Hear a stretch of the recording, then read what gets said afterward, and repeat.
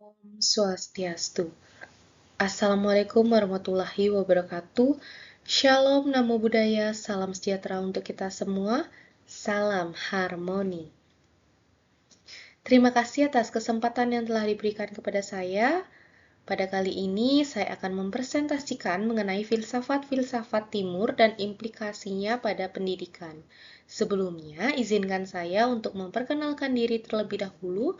Perkenalkan saya Putu Ekayanti dengan NIM 252906107.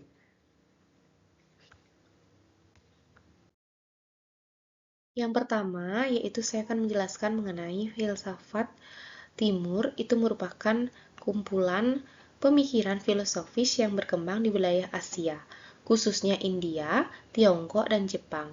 Berbeda dengan filsafat Barat yang cenderung mengutamakan rasionalitas dan individualisme, filsafat Timur lebih menekankan pada pencarian keharmonisan, kebijakan hidup, dan kesatuan antara manusia dengan alam semesta. Pemahaman terhadap filsafat Timur memberikan perspektif alternatif yang sangat berharga dalam pengembangan teori dan praktik pendidikan kontemporer.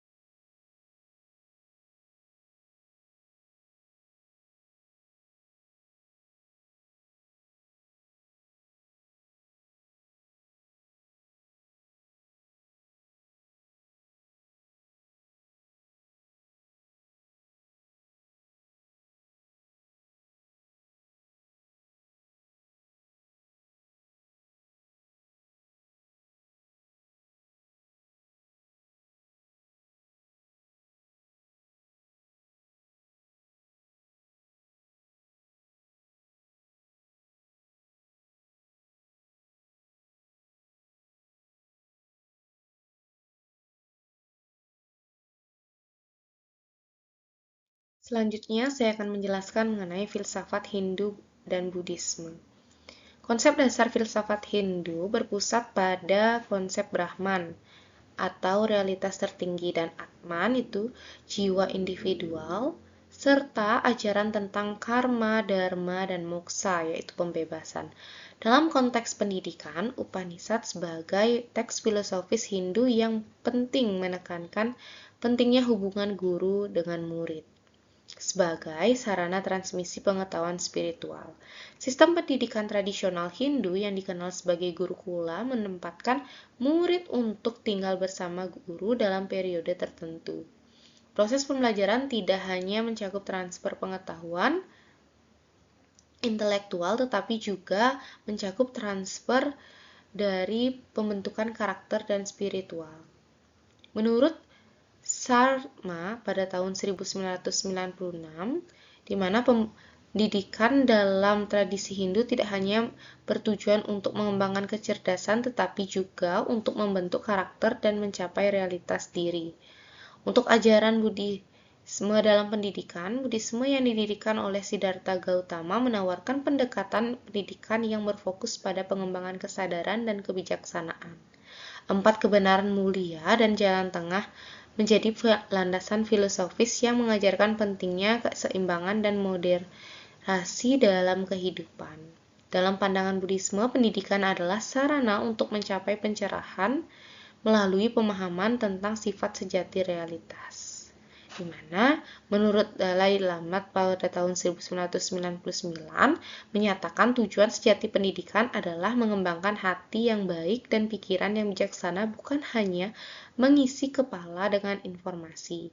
Konsep mindfulness atau kesadaran penuh dalam Buddhisme telah mencapai sangat relevan dalam pendidikan modern.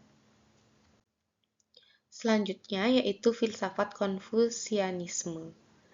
Konfusius dari Konfusi pada tahun 551 sampai 479 sebelum Masehi mengembangkan sistem pemikiran yang sangat mempengaruhi pendidikan di Asia Timur. Konfusianisme menekankan pentingnya pendidikan sebagai sarana kultivasi moral dan penciptaan masyarakat yang harmonis. Di mana konsep pendidikan dari Konfusianisme ini dalam ajaran Konfusius, pendidikan memiliki tujuan ganda, yaitu pengembangan diri dan kontribusi terhadap masyarakat. Konsep Junshi atau manusia berbudi luhur menjadi ideal pendidikan Konfusianisme. Konfusius meyakini bahwa setiap orang memiliki potensi untuk menjadi Junshi melalui pembelajaran dan praktek kebajikan. Selanjutnya yaitu metode pembelajaran dari Konfusianisme, di mana Konfusius ini mengembangkan metode pembelajaran yang menekankan dialog, refleksi, dan praktik. Dalam Analek, kumpulan ucapan Konfusius, terdapat banyak contoh penggunaan pertanyaan Socrates SQ, yaitu untuk mendukung pemikiran kritis. Konfusius juga menekankan pentingnya mempelajari klasik atau Jing sebagai fondasi pengetahuan dan kebijaksanaan. Selanjutnya saya akan menjelaskan mengenai filsafat Taoisme. Lao Tzu, pendiri Taoisme, menawarkan perspektif yang berbeda tentang pendidikan melalui konsep Tao atau jalan, dan Wu Wei atau non-aksi atau aksi spontan yang selaras dengan alam. Taoisme mengkritik pendekatan pendidikan yang terlalu terstruktur dan artifisial. Adapun prinsip dari Taoisme. Taoisme mengadvokasi pendidikan yang alami dan mengikuti ritme alamiah perkembangan individu. Konsep Wu Wei dalam pendidikan dapat mengintegrasikan sebagai pendekatan yang tidak memaksakan melainkan memfasilitasi perkembangan alami dari siswa. Seperti yang dinyatakan dalam Tao Te Ching, guru terbaik adalah yang mengajar tanpa terlihat mengajar. Taoisme juga mengajarkan pentingnya kesederhanaan, kerendahan hati, dan keseimbangan. Dalam konteks pendidikan modern, prinsip-prinsip ini dapat diterjemahkan menjadi pendekatan yang lebih holistik, yang menghargai kecerdasan emosional dan spiritual selain kecerdasan intelektual. Adapun implikasi filsafat Timur pada pendidikan modern, yang pertama yaitu mindfulness dan meditasi dalam pendidikan. Penelitian menunjukkan bahwa praktik mindfulness dapat meningkatkan konsentrasi siswa, mengurangi stres, dan meningkatkan kesejahteraan emosional. Yang kedua yaitu pembelajaran kolaboratif dan harmoni sosial. Dalam konteks pendidikan, hal ini mendorong pengembangan pembelajaran kolaboratif dan kooperatif, di mana siswa belajar tidak hanya sebagai individu yang berkompetisi, tapi sebagai anggota komunitas yang saling mendukung. Selanjutnya yaitu pendidikan karakter dan moral, di mana penekanan filsafat Timur pada pembentukan karakter dan kebajikan moral memberikan kontribusi yang penting bagi pendidikan karakter. Konfusianisme khususnya menawarkan kerangka sistematis untuk pendidikan moral yang menekankan praktik kebajikan dalam kehidupan sehari-hari. Kritik dan tantangan. Adapun kritik dan tantangan dari filsafat Timur ini, meskipun menawarkan banyak wawasan berharga, penerapannya dalam konteks pendidikan modern juga menghadapi beberapa tantangan. Yang pertama, terdapat risiko romantisasi dan esensialisme, di mana filsafat Timur dipandang secara monolitik tanpa mengakui keragaman internal dan perkembangan historinya. Yang kedua, beberapa aspek filsafat Timur seperti penekanan pada otoritas guru dan hierarki sosial dan Konfusianisme dapat bertentangan dengan nilai-nilai pendidikan modern yang menekankan otonomi siswa dan pendekatan demokratis.